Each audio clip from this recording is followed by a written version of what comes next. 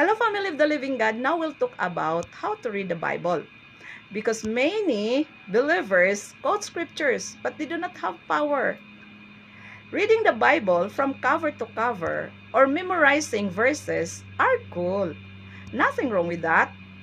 But it is nonsense if you do not have a revelation.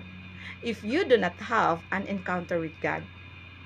And 1 Corinthians chapter 4 verse 20 says, the kingdom of God is not in word, but in power.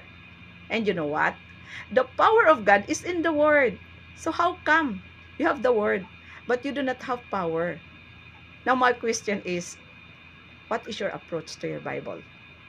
Understand that the Bible that we have is not a novel. It is not a history book or a science book.